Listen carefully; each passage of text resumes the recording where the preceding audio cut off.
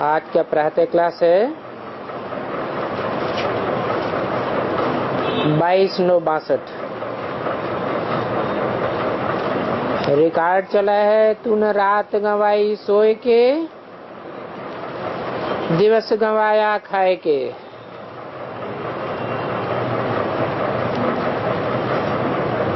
परमपिता परमात्मा शिव बैठकर अपने बच्चों आत्माओं को समझाते हैं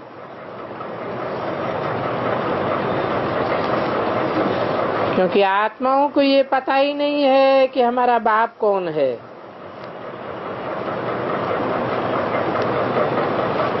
जीव की आत्मा को ये तो मालूम है कि ये शरीर मेरा है,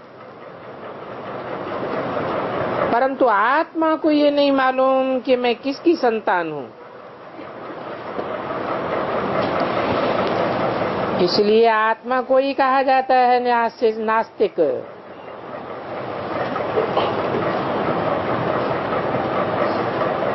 क्योंकि आत्मा अपने बाप को नहीं जानती।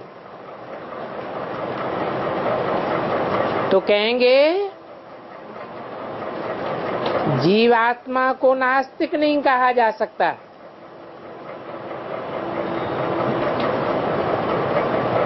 जीव की आत्मा को तो पता है कि ये शरीर मेरा है।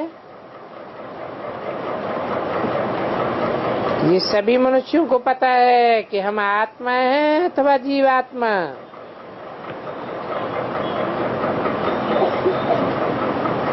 कौन है?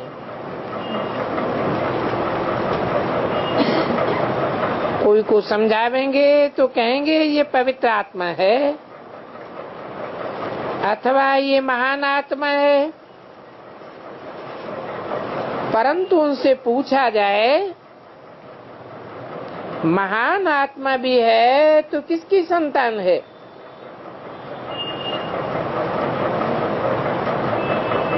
तो कहेंगे पता नहीं।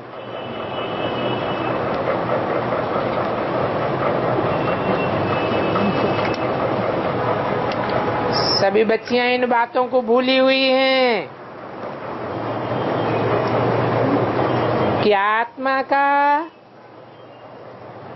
रचयिता बाप कौन है।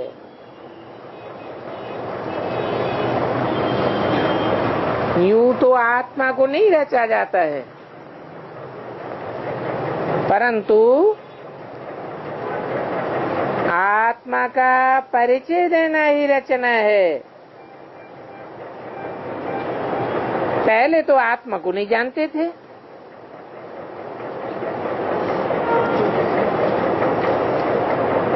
शरीर का रचयिता तो लौकिक बाप है।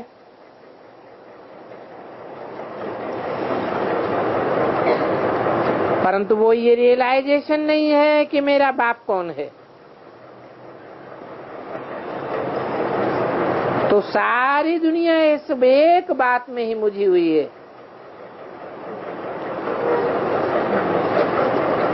आत्मा ये जानती है कि मेरा ये शरीर है, इस शरीर को रचने वाला हमारा लौकिक बाप है। ये तो ठीक है,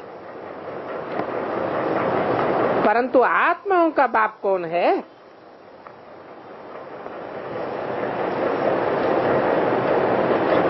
ये किसको पता नहीं है। आत्मा कहती है इस समय मम शरीर का रचयिता लौकिक बाप है, परंतु आत्मा से ये पूछा जाता है कि तुम आती कहाँ से हो?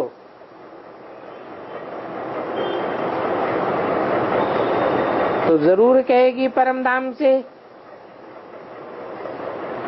तो जरूर पारलौकिक बाप भी होगा, परंतु वो तुम्हारा पारलौकिक बाप कौन है?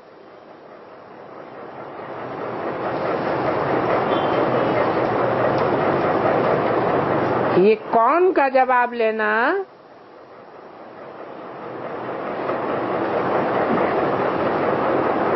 रियलाइजेशन कराना है कि ढेर की ढेर आत्माएं हैं,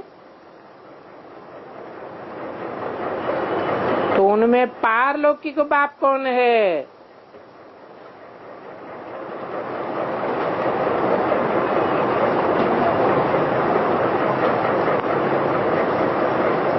आत्मा को ये पता न होने के कारण आत्मा को नास्तिक कहा जाता है अथवा निर्धन का आर्फन कहा जाता है। तो कहेंगे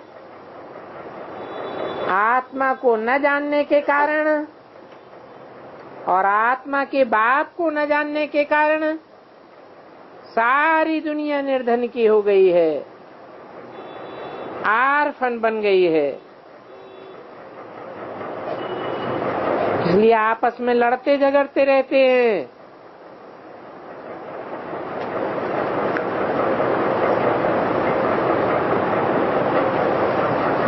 लड़ते झगड़ते रहते हैं तो कहेंगे आर्फन है, निर्धन के हैं।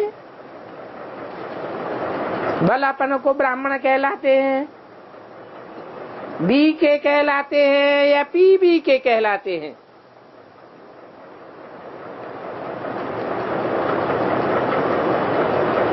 परंतु बाप का पता नहीं है कि बाप क्या है और कौन है।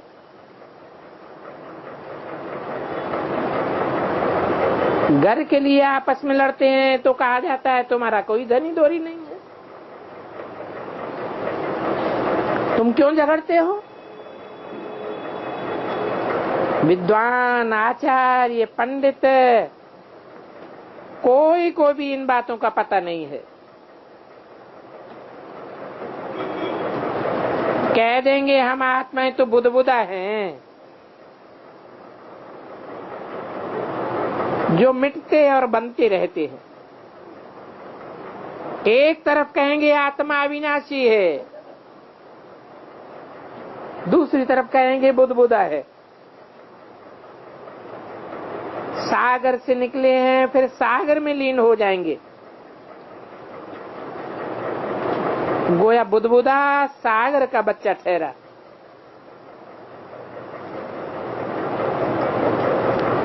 फिर कह देते हैं सागर से हम बुदबुदा बने।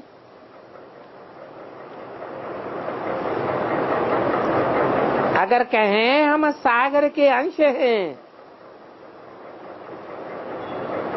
तो भी तो अलग हो गया ना। बड़ी ज्योति का अंश है तो भी टुकड़ा अलग हो गया। तो फिर तत्व में लीन होने की बात तो सिद्ध नहीं होती, क्योंकि आत्मा तो अविनाशी है और इमॉर्टल बाप का, इमॉर्टल आत्मा का बाप भी इमॉर्टल ही होना चाहिए। मॉर्टल शरीर का बाप मॉर्टल है। शरीर को देखकर तो झट कहेंगे ये हमारा बाप है।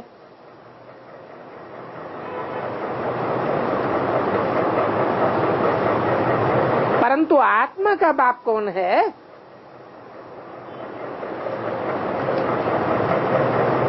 महान आत्मा, पवित्र आत्मा, आत्मा कहती है ना, कहते हैं मेरी आत्मा को मत रंजाओ। आत्मा बोलती है ना। तो आत्मा को ये पता नहीं है कि मेरा बाप कौन है।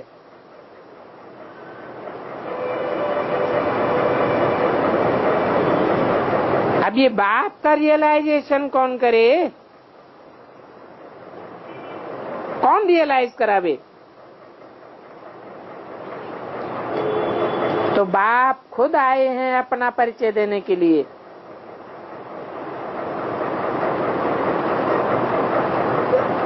बाप का परिचय बाप के सिवाय कोई दे नहीं सकता।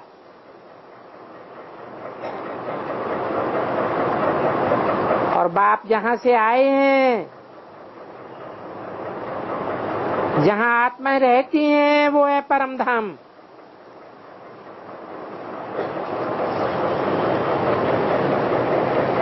पारलोक अर्थात परे से परे लोग।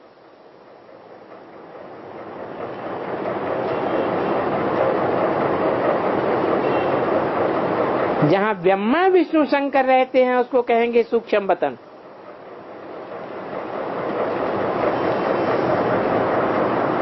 बाकी हम मनुष्य तो नीचे रहते हैं।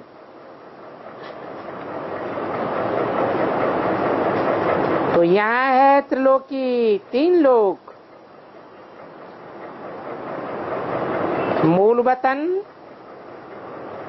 अर्थात इनकॉर्पोरियल वर्ल्ड, निराकारी दुनिया। सूक्ष्म वतन और स्थूल साकारी वर्ल्ड। तो ये 3 लोक का राज समझाना है। मूल वतन वहां है जहां से हम आत्माएं आती हैं मूल रूप में।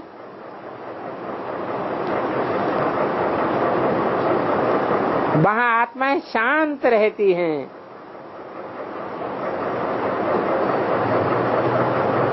तो वहां का नाम ही है शांति धाम।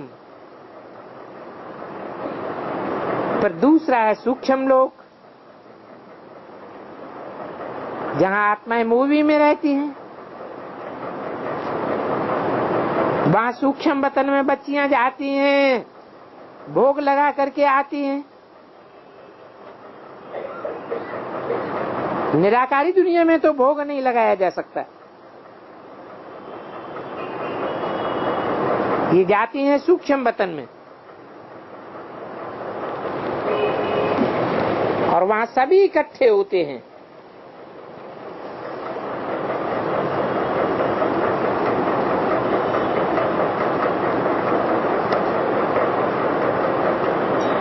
कब इकट्ठे होते हैं?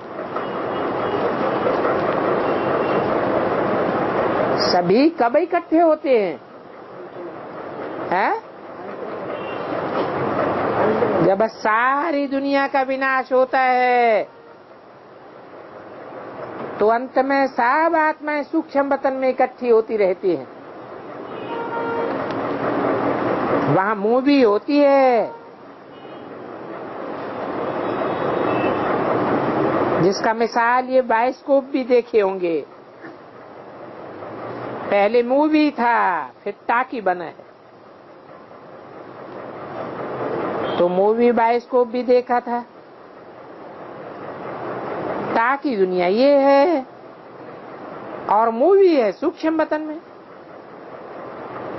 परंतु ये बातें दुनिया नहीं जानती है।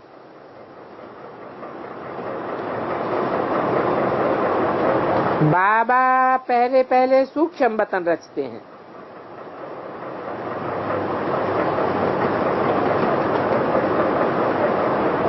कहते भी हैं ब्रह्मा के संकल्पों से सृष्टि रची गई। तो संकल्प सूक्ष्म होते हैं या स्थूल होते हैं? सूक्ष्म संकल्पों से सूक्ष्म सृष्टि रची जाएगी या स्थूल सृष्टि रची जाएगी? फिर स्थूल वतन में आते हैं। तुम बच्चियां सूक्ष्म वतन में जाकर के बाप से बातचीत भी करती हो। संदेश लेकर के निराकारी दुनिया में नहीं जाते हो। संदेश लेकर के बाबा के पास साकारी दुनिया सूक्ष्म वतन में जाती हो। और ये तो है साकारी दुनिया। परंतु दुनिया में इन 3 लोगों का कोई को पता नहीं है। पार लोक है ऊपर में, सूक्ष्म वतन है बीच में और ये साकारी दुनिया नीचे है। और सारी हिस्ट्री ज्योग्राफी से नीचे की दुनिया की है। सूक्ष्म वतन में कोई भी राजाई नहीं होती है।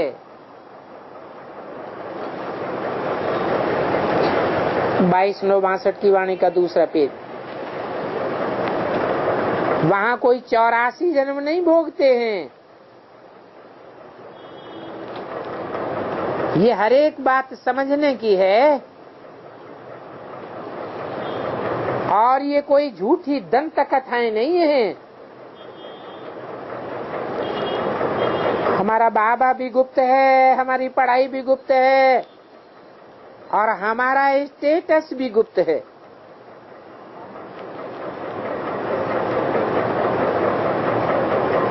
वो लोग तो यहाँ ही पढ़ करके बैरिस्टर, इंजीनियर आदि बनते हैं।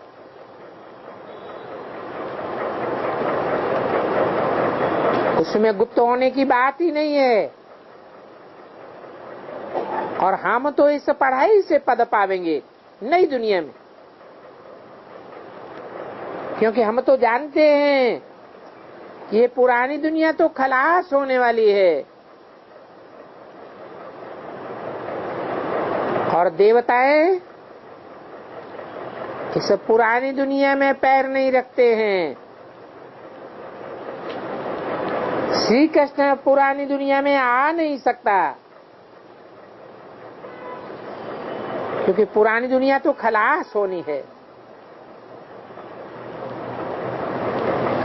तो ये है नई दुनिया के लिए नई नॉलेज।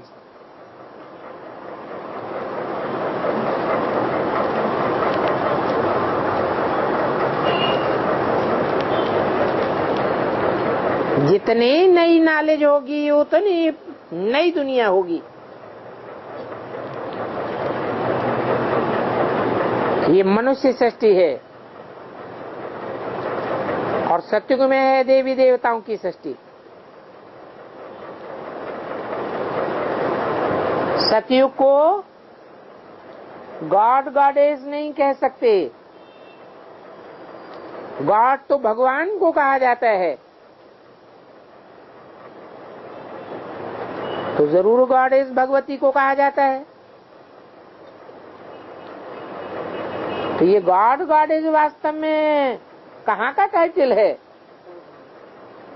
जरूर कहेंगे संगम, सतयुग से पहले और कलयुग के अंत का टाइटल है।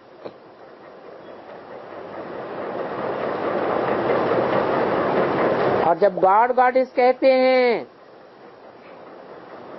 फिर तो यथा राजा गॉड गॉडेस तथा प्रजा को भी गॉड गॉडेस कहना पड़े।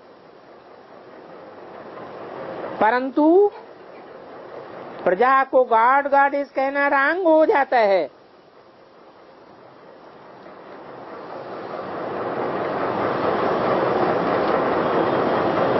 प्रजा को गॉड गॉडेस नहीं कह सकते,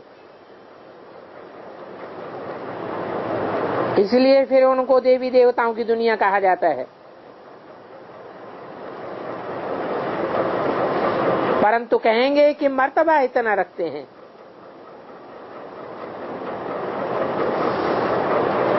तो ये गॉड गॉडेस कौन थे?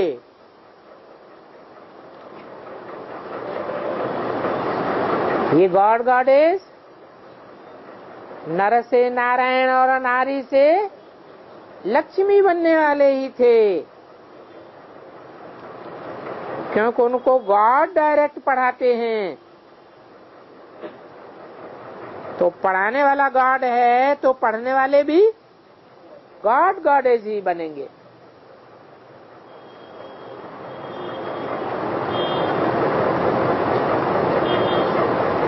डॉक्टरों को डॉक्टर पढ़ाता है, इंजीनियर को इंजीनियर पढ़ाता है। तो गॉड आकर जरूर गॉड गॉडेस बनावेंगे।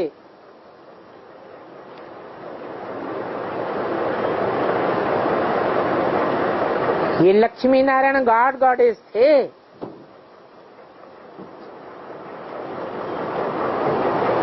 कौन से लक्ष्मी नारायण?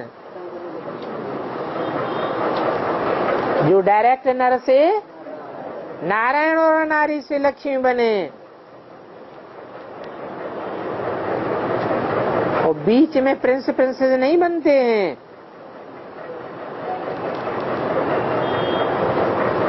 कहें कि बनते भी हैं तो संकल्पों की सृष्टि में,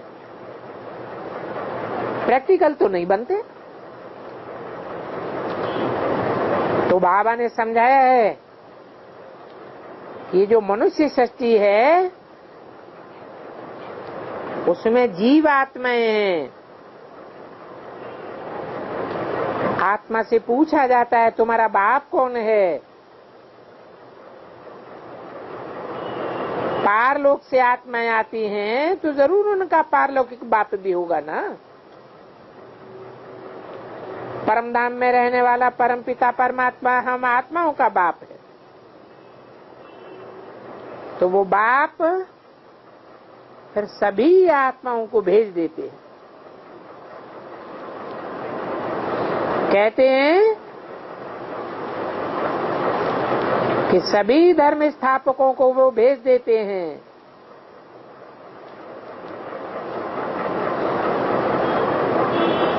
और हम याद भी उनको करते हैं।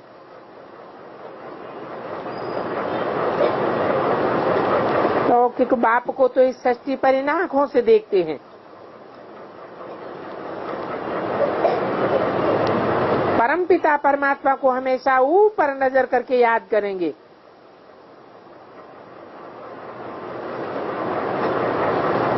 कहेंगे हे पिता, हे प्रभु, तो जरूर आत्माओं का घर ऊपर में है ना। लौकिक संबंध से तो ये स्थूल घर याद आता है, और पारलौकिक संबंध से ऊपर का परमधाम याद आवेगा। जब कोई मरता है तो उसको कहा जाता है भगवान को याद करो।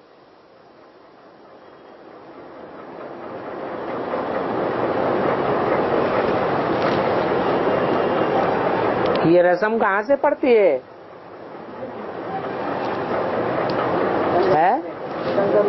जब देह से, देह के संबंधों से, देह की दुनिया से, देह के पदार्थों से ममत्व टूट जाता है, अर्थात पूरा देहवान छूट जाता है, एक भगवान ही सहारा बनता है, तब की बात है। अब दीन दुनिया को याद करना छोड़ दो। किसको याद करो? एक भगवान बाप को याद करो। तो भगवान जरूर ऊपर में है ना, यहाँ थोड़े ही है। भगवान का परमधाम है ऊंचे से ऊंच, उनके लिए गाया भी जाता है, ऊंचा तेरा धाम, ऊंचा तेरा गांव। जब साहब से भी बातें उठाए सिख लोगों को समझाना है।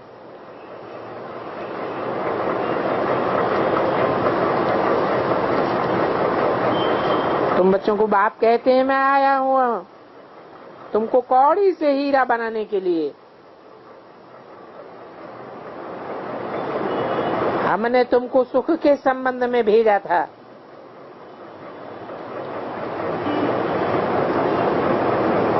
फिर तुम माया के बंधन में कैसे बंध गए?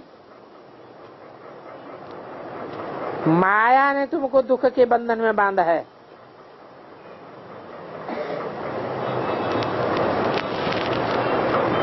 यहाँ ये माया का कर्म बंधन है। सत्युग में कर्म बंधन नहीं कहेंगे, क्योंकि वहां कोई भी विकारी कर्म नहीं होते। वहां तो सुख का संबंध ही है। यहाँ इस दुनिया में है बंधन, और बंधन तो खराब चीज होती है। हमने तो तुमको सत्युग के संबंध में भेजा था, फिर माया ने दुख के बंधन में जकड़ा है। सत्युग त्रेता में कितना तुमने सुख भोगा,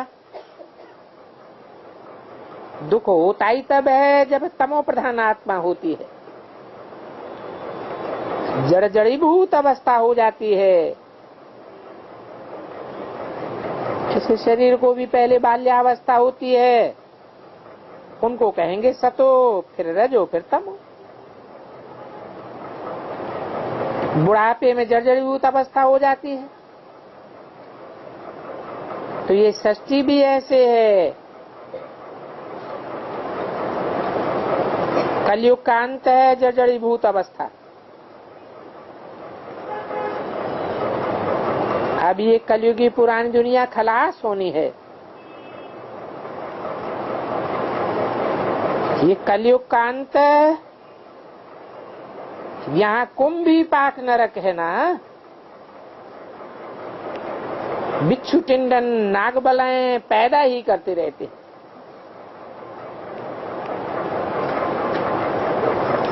और दुखी होते रहते हैं। तो कहेंगे सभी नरकवासी हैं। अभी फिर स्वर्गवासी बनना है, अभी फिर अपन मनुष्य से देवता बन रहे हैं, परमपिता परमात्मा बनाए रहे हैं। तो ये हुई गॉड फादर की यूनिवर्सिटी। इस यूनिवर्सिटी के अहम ऑब्जेक्ट क्या है, ये भी कोई नहीं जानते हैं। अरे बैरिस्टर पढ़ाई कर क्या बनावेगा, डॉक्टर पढ़ा करके क्या बनावेगा,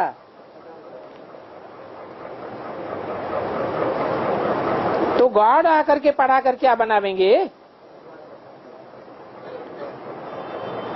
बैरिस्टर जरूर बैरिस्टर ही बनावेगा, गॉड भी जरूर पढ़ाई कर गॉड गॉडेस बनावेंगे।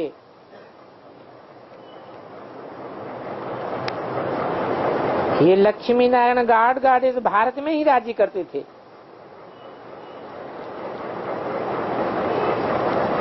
परंतु मनुष्यों ने शास्त्रों में अरबों बरस सुने हैं, तो कितना मुझ गए हैं। अभी बाप समझाते हैं तुम्हारा ये अंतिम जन्म है, और इस अंतिम जन्म में ये दुनिया ही खलास होनी है।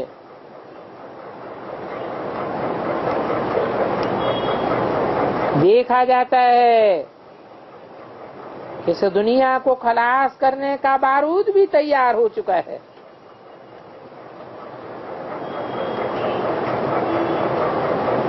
भगवान आते हैं तो पुरानी दुनिया का खलास करने वाला बारूद भी तैयार कराए देते हैं, और नई दुनिया का फाउंडेशन भी डालते हैं।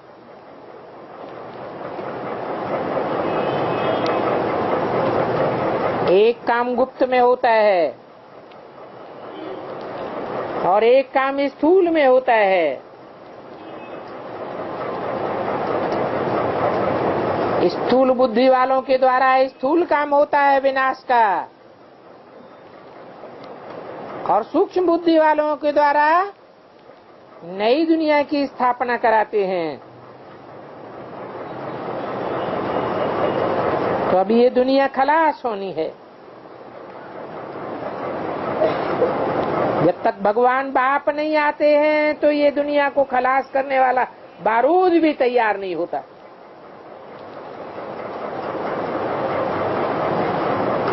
कोई नहीं जानता था कि 70 साल पहले ये एटॉमिक एनर्जी क्या होती है। अभी तो सारी दुनिया जानती है कि दुनिया के खलास करने का सामान तैयार हो गया। तो बाप कहते हैं अभी छोटे बड़े सभी की वानप्रस्थ अवस्था है। सभी को वाणी से परे निर्वाण धाम जाना है।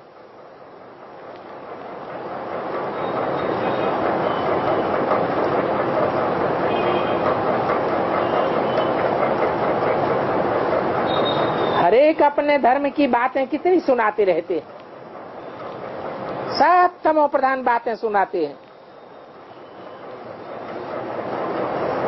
बोल बोल करके कितना रोला कर दिया है। अभी बाप आए हैं, कहते हैं ये बोल बोल की दुनिया खलास होनी है, अभी निर्वाण धाम जाना है।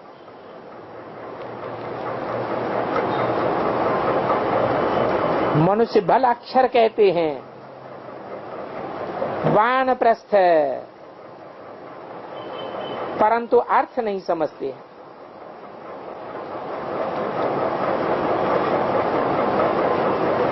हर एक बात का अनर्थ कर देते हैं, कह देते हैं हम वानप्रस्थ में जाते हैं।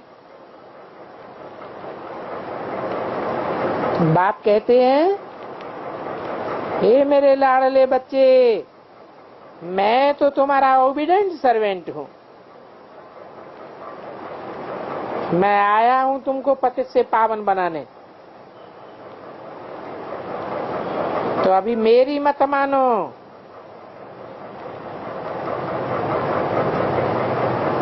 मैं जो बताता हूं मेरी श्रीमत पर चलो।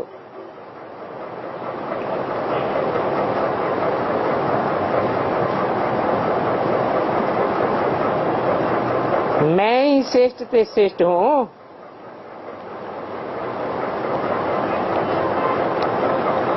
और वो श्रेष्ठ से श्रेष्ठ है ही परमपिता परमात्मा।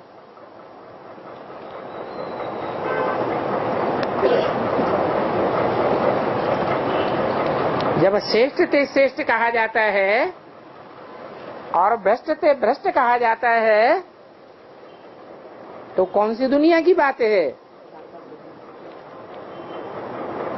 परम धाम में श्रेष्ठ से श्रेष्ठ नहीं होते, न वहां कोई भ्रष्ट होता है न कोई श्रेष्ठ होता है, वहां तो सब बिंदी बिंदी आत्मा एक जैसी। श्रेष्ठ और निष्कृष्ट पार्ट तो इस दुनिया में बजाया जाता है।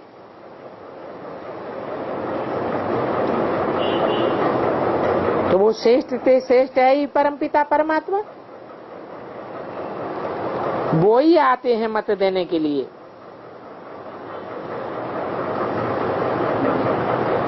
परंतु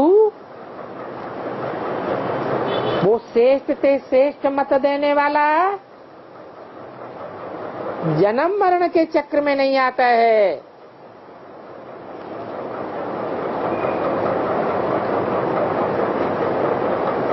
एक होता है हद का जन्म मरण, देह का जन्म मरण होता है, और एक होता है आत्मा का सूक्ष्म जन्म मरण। आत्मा निश्चय बुद्धि बनती है, बाप को पहचानती है, तो कहते हैं आत्मा का जन्म हुआ, और आत्मा अपने बाप को भूल जाती है, त्याग देती है, तो कहेंगे मृत्यु हो गई आत्मा की,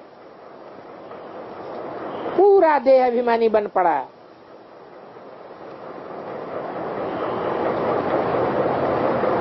जो बेहद का जन्म मरण है,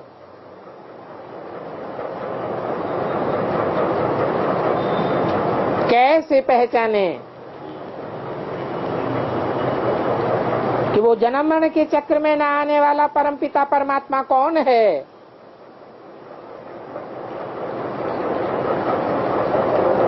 वो एक है या अनेक है? है? एक है, बाकी सब बाकी सब निश्चय अनिश्चय रूपी जन्म मरण के चक्र में आने वाले हैं। ये भी एक परमपिता परमात्मा की पहचान है इस दुनिया में कि वो जन्म मरण के चक्र में नहीं आता है।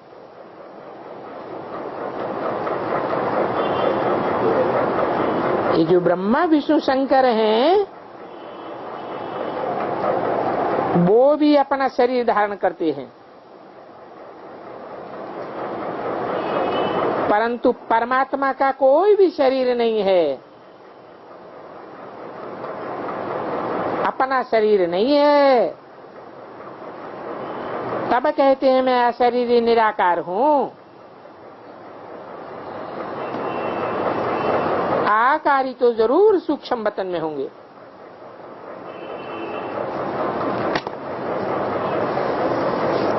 ओम शांति। दूसरी वाणी है 30/9/62 की। रिकॉर्ड चला है, नहीं इनको राह दिखाओ। बच्चे याद करते हैं बाप को कि हे अंधों की लाठी, सभी अंधे बुद्धिहीन तो हैं ही ना।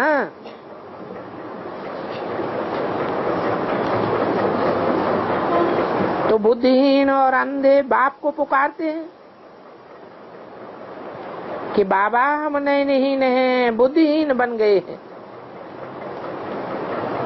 हमको अपने शांति धाम सुख धाम की राह बताओ। बार बार हमारा मन बुद्धि भटक जाता है,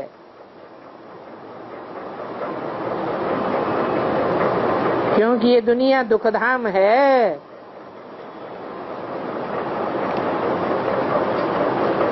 सुखधाम का रास्ता हम भूले हुए हैं। सतयुग को सुखधाम कहा जाता है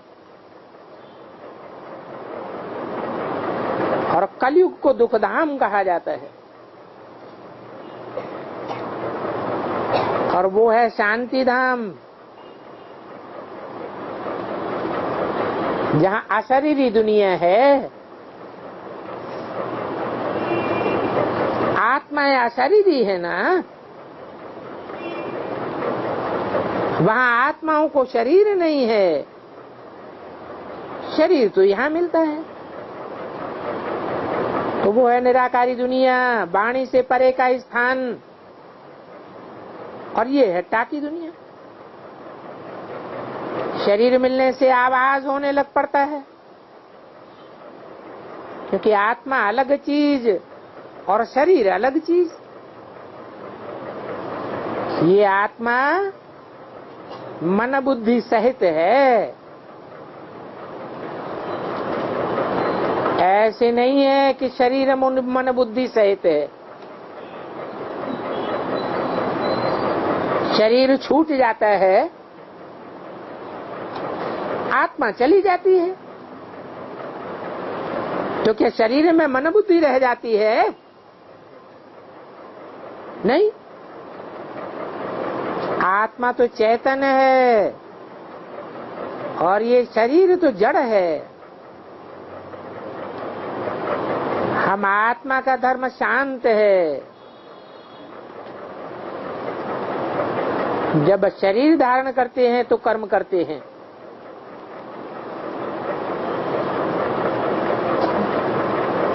तो टाकी बन जाता हूं। असल में हम आत्मा शांति धाम के रहवासी हूँ, जहाँ से हम आते हैं। परंतु पहले पहले कौन सी आत्माएं आती हैं? कोई नियम है?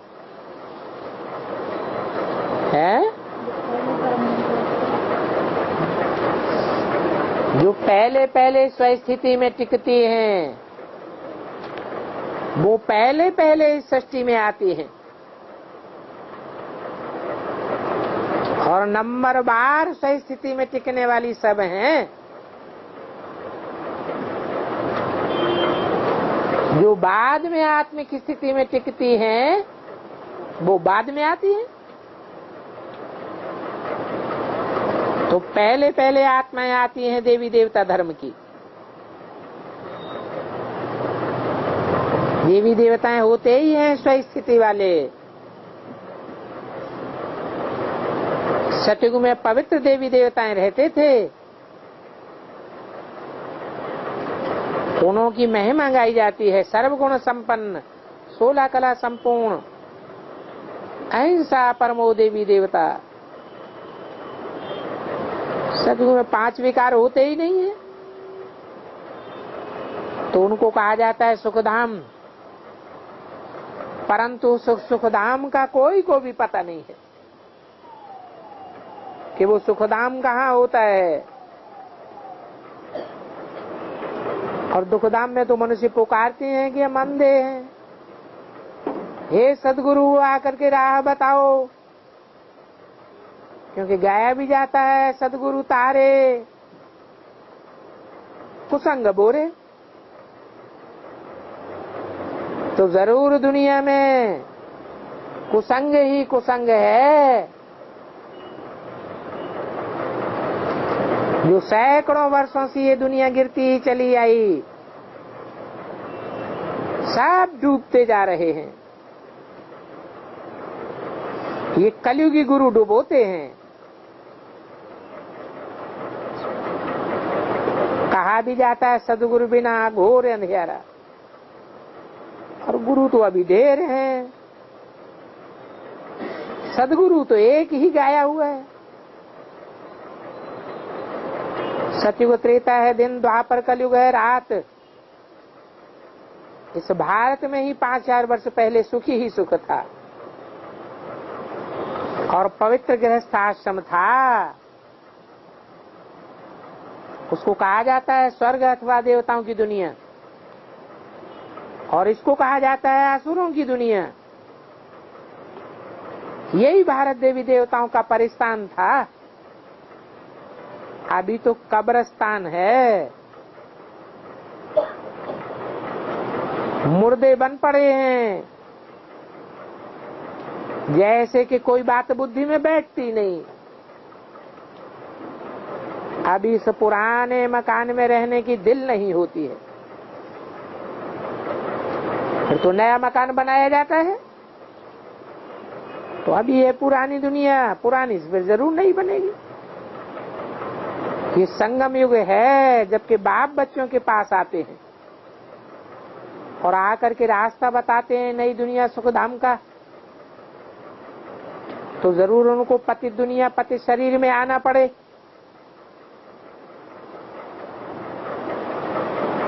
ऐसे तो सारी दुनिया पतित है।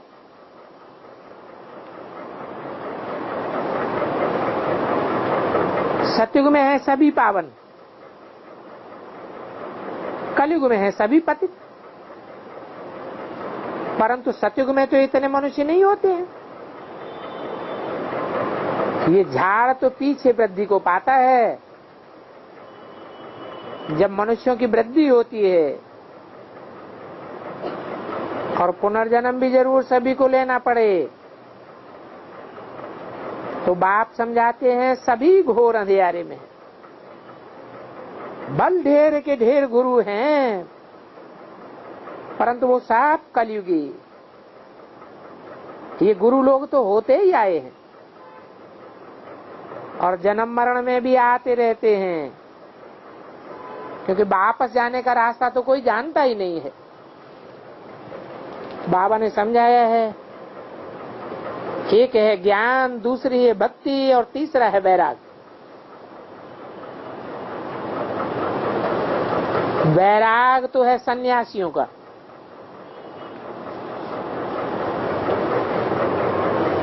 वो घर बार छुड़ाने के लिए वैराग दिलाते हैं।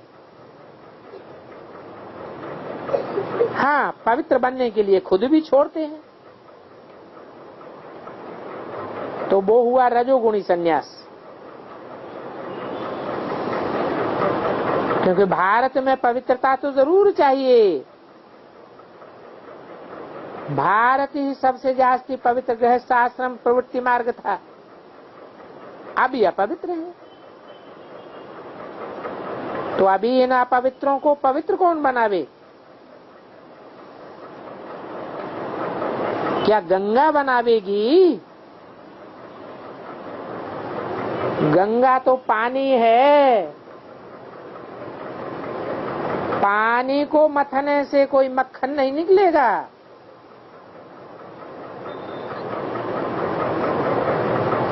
ये तो ज्ञान सागर बाप है,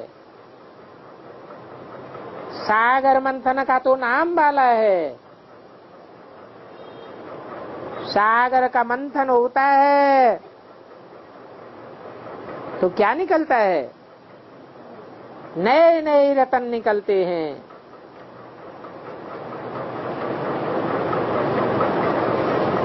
उस सागर को ज्ञान सागर नहीं कहेंगे, वो तो स्थूल सागर है, वो भी पानी का सागर है। ये तो ज्ञान सागर है। और पानी की गंगा को ज्ञान गंगा भी नहीं कहेंगे।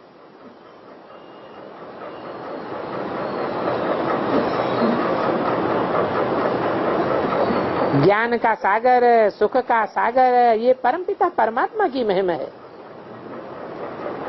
तो बाप कहते हैं तुम भक्ति मार्ग में ये महिमा गाते आए हो तो जरूर बेहद के बाप की ये वस्तु है। उस बाप से जरूर वर्षा मिलना है। तो वो वर्षा देने कब आते हैं? जरूर तब आते हैं जब सब मनुष्य दुखी हो जाते हैं। बेहद का बाप जरूर बेहद का सुख देंगे। वो है वैकुंठ नई दुनिया का रचयिता। तो बाप कहते हैं मैंने तुम्हें सुख का वर्षा दिया होगा ना। लौकिक बाप से तो तुम जन्म जन्मांतर अल्पकाल का वर्षा लेते आए हो। अभी मैं आया हुआ हूँ वैकुंठ की बादशाही का वर्षा देने। 21 पीढ़ी गाई हुई है। 21 कुल का उद्धार कौन करेंगे? जरूर सुख देने वाला एक है। गाया भी जाता है तुम माता पिता हम बालक तेरे। लौकिक बाप की ऐसी महिमा नहीं करेंगे।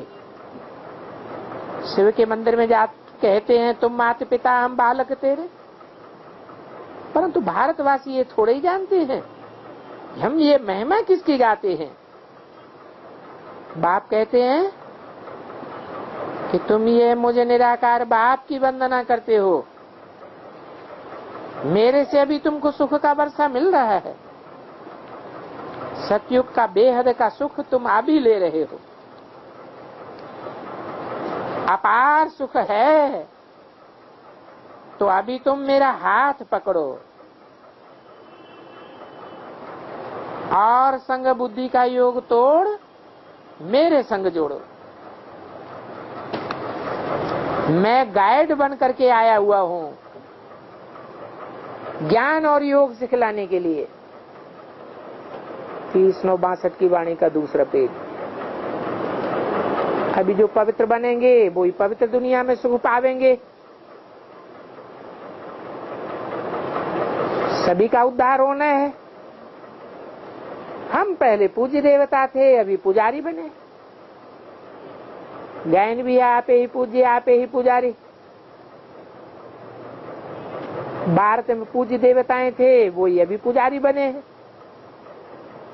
राज्य करते करते पुनर्जन्म लेते हैं। ये शक्ति का चक्र अभी बुद्धि में रखना है। अभी हम शूद्र हैं, फिर शूद्र से ब्राह्मण बनेंगे। ये हमारी बायजोली है। हम तो देवता थे, फिर क्षत्रिय, फिर वैश्य, फिर शूद्र बने। देवता वर्ण में हम 21 जन्म रहे, फिर खाद पड़ गई। तो देखो हम 84 जन्म कैसे लेते हैं, ये चक्कर फिरता रहता है। अभी आकर के हम बाप से मिले हैं। जो देवी देवता धर्म वाले हैं उनके लिए ही गाया जाता है। आकर के देवता ही पार्ट बजाते हैं ना। मानुष से देवता की एक रतन लागी वार।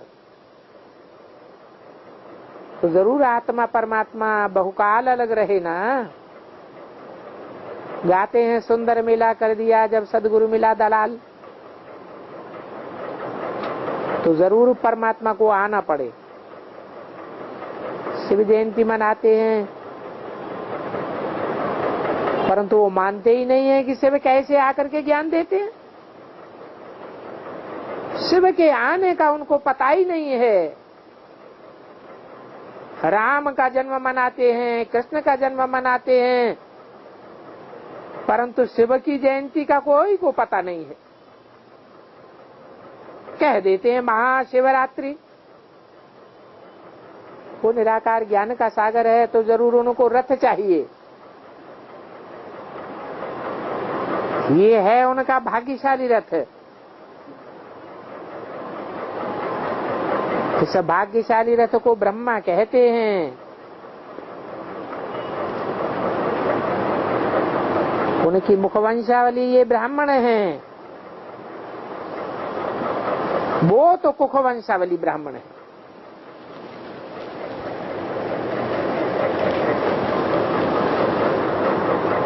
और तुम हो मुखवंशावली धर्म के बच्चे। क्या है व्याख्या मुखवंशावली और कुखवंशावली की? है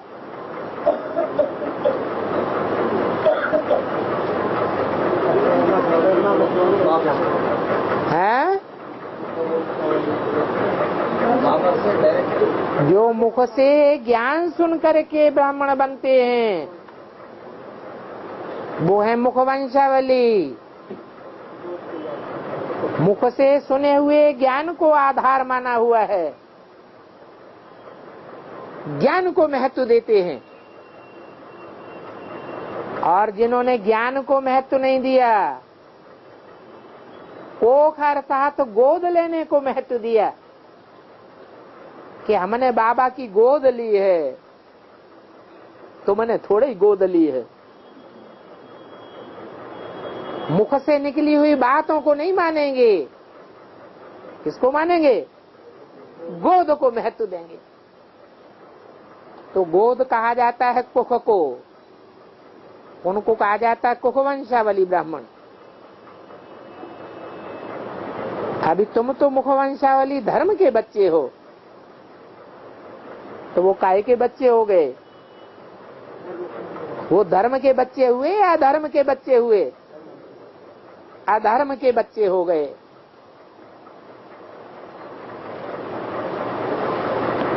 उस गोद में कौन पलते हैं? नौकुरी के ब्राह्मण गाए जाते हैं।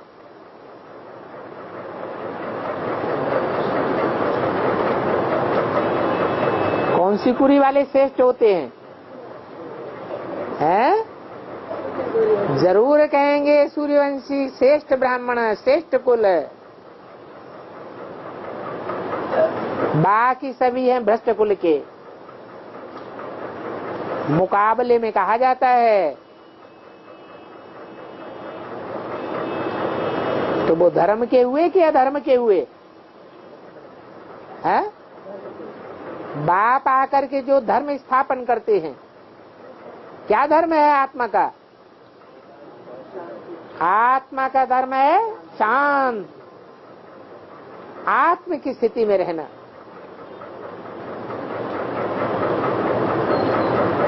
जिनका आत्मिक धर्म नहीं है वो फिर देह भान में आते हैं। वो राजाई लेने के लिए कैसी लड़ाई लड़ेंगे? हैं? बाहुबल दिखाते हैं, अधर्म की लड़ाई लड़ते हैं। ज्ञान योग जैसे उड़ जाता है। तो तुम हो मुखवंशावली धर्म के बच्चे।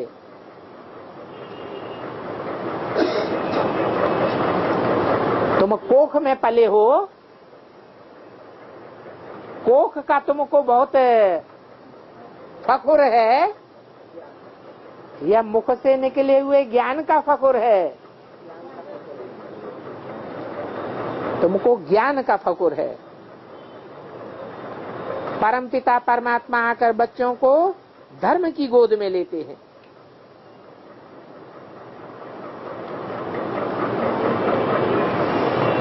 बच्चे भी कहते हैं और गोद में भी लेते हैं।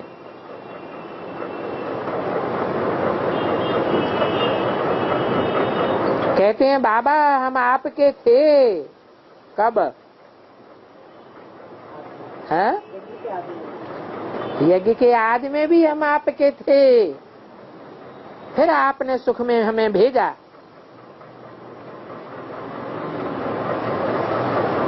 अभी हमने शूटिंग के हिसाब से भी 84 जन्मों का चक्कर लगा लिया, अभी फिर हमने आपको पाया है।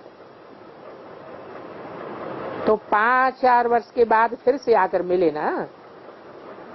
बाप भी कहते हैं हमने तुमको हीरे जैसा बनाया था, अभी तुम कौड़ी जैसे बन गए।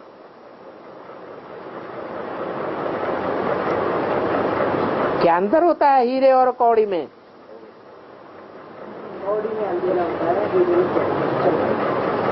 कौड़ी में अंधेरा होता है और हीरे में ज्ञान की रोशनी भरी पड़ी है।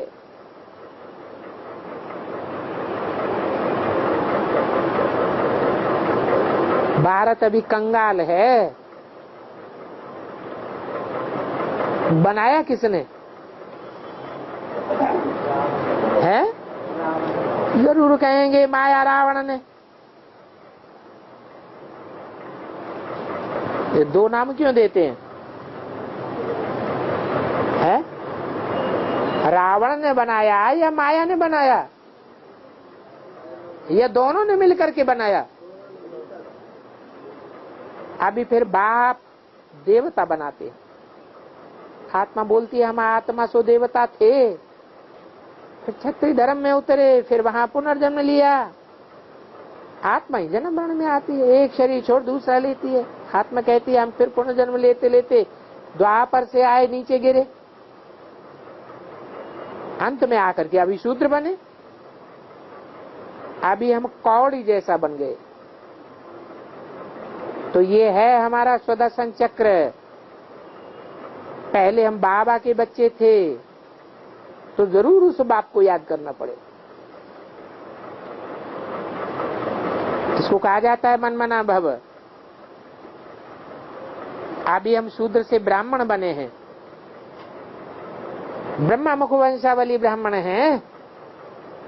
ये सुखधाम शांति धाम की राह बताने वाले पंडे हैं।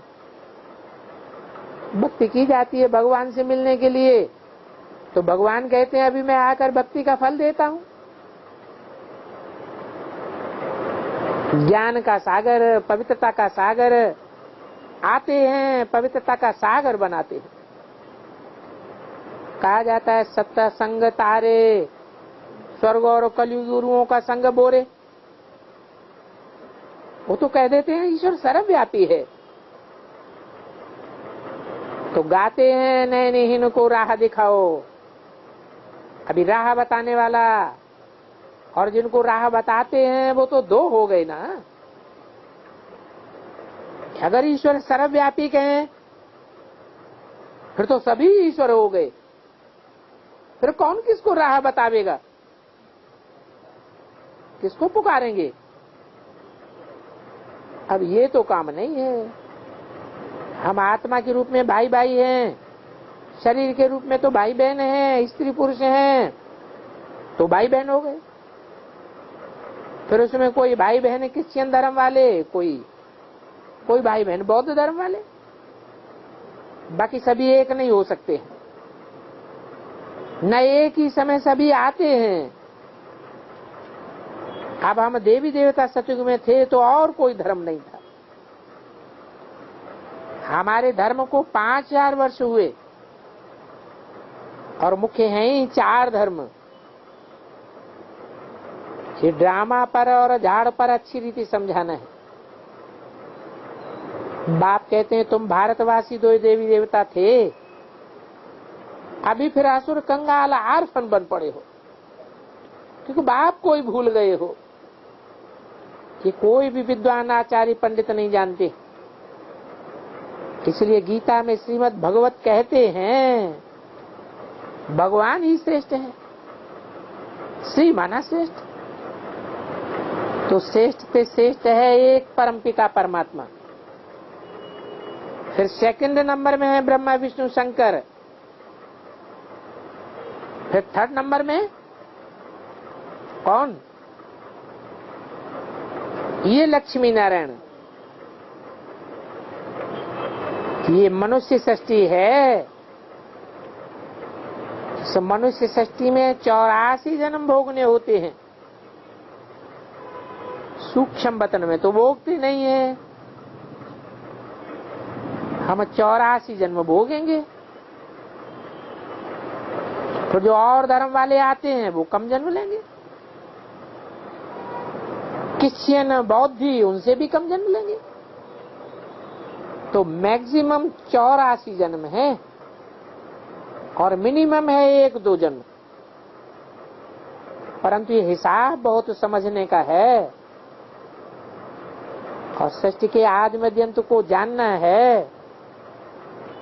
और नॉलेजफुल बाप ही ये नॉलेज देते हैं कि तुम 84 जन्म कैसे लेते हो। दूसरा कोई ये बात बता ही नहीं सकता। सतयुग में 12 सुखधाम था, वहां अकाली मृत्यु होता नहीं है। योग से हम एवर हेल्दी एवर निरोगी बनते हैं। 21 जन्म वहां कोई भी बीमारी नहीं होगी। वहां स्वर्ग में अस्पताल डॉक्टर आदि नहीं होंगे। जज मजिस्ट्रेट ये धर्मराज आदि कोई होते ही नहीं, क्योंकि वहां तो है ही स्वर्ग। इनकी दरकार ही नहीं। अच्छा, ओम शांति।